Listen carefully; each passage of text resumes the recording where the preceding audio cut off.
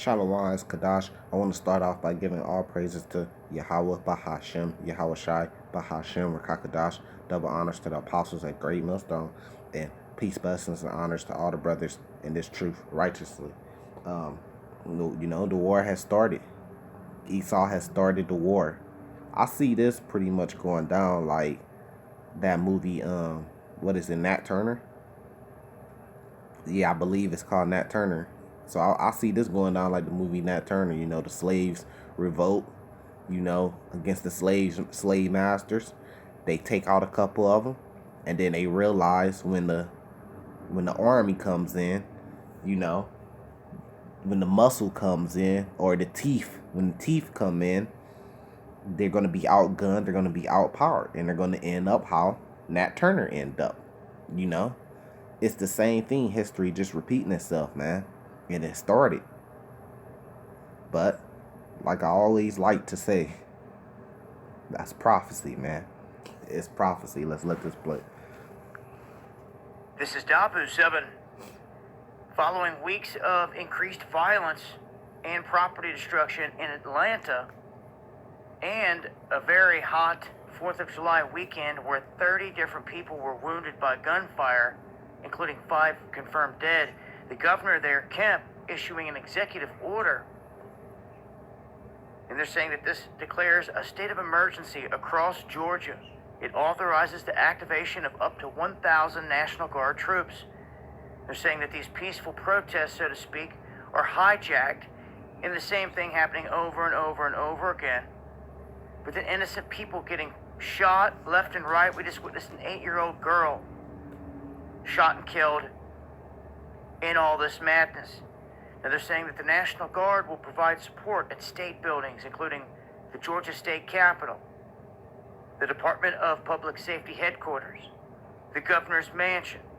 They're saying that this aid will allow the state law enforcement personnel to increase their patrols on roadways and throughout the communities that they need to be going through. So it's not that you're going to see the National Guard moving through the streets in this instance. They will be at certain locations, but this is to free up the police in this regard. So this is the latest state of emergency issued here out of Georgia. I'll leave a link. Make sure to follow me on Twitter, and also Parler and D Live. You'll find links below in the description box. Much love, y'all. So there you go. I mean, they're saying that it's a state of emergency declared in Georgia. They getting 1,000 troops. Eventually, they're gonna send more troops and more and more. They're saying it's because people been vandalizing everything, the riots, to protect the infrastructure.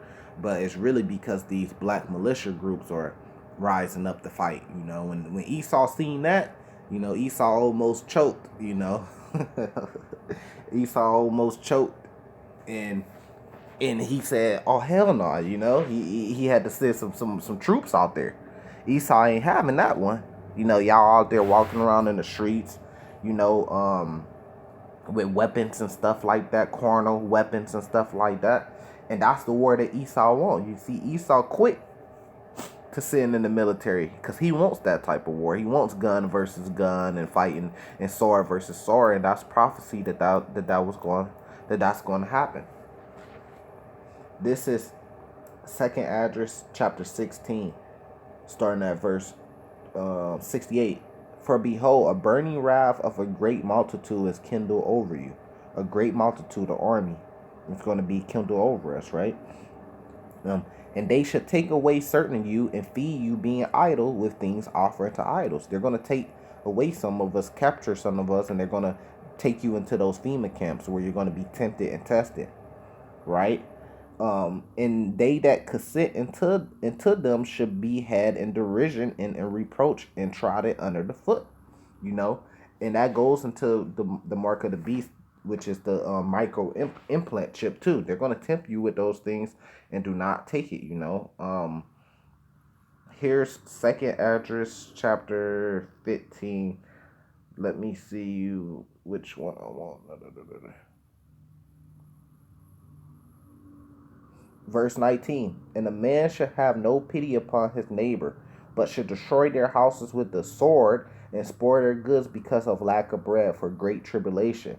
So people are going to pick up that sword and they're going to fight against each other. Matter of fact, I'm going to run it back to verse. I'm going to run it back to verse 13. No, 14. Woe to the world and them that dwell therein, for the sword and their destruction draweth nigh. And one people shall stand up to fight against another, and swords in their hands. Well, you got the army coming in, that's ran by Esau, Edom. They're gonna have swords in their hands, and you got these different groups out here of Israelites, but they're wicked Israelites because they're going off, black militia groups with swords in their hands that's going to stand up to fight, which is the wrong thing to do. I must say that's the wrong thing to do. 2 Corinthians chapter 10, our weapons are not carnal, For there should be sedition among men, invading one another.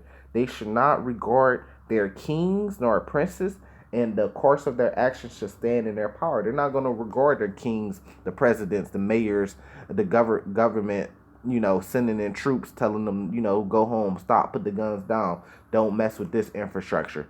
They're not going to regard that. They're going to fight. That's prophecy. So if you want to know what's going to happen next, well, they're going to get it on, because that's prophesied that they're going to do that.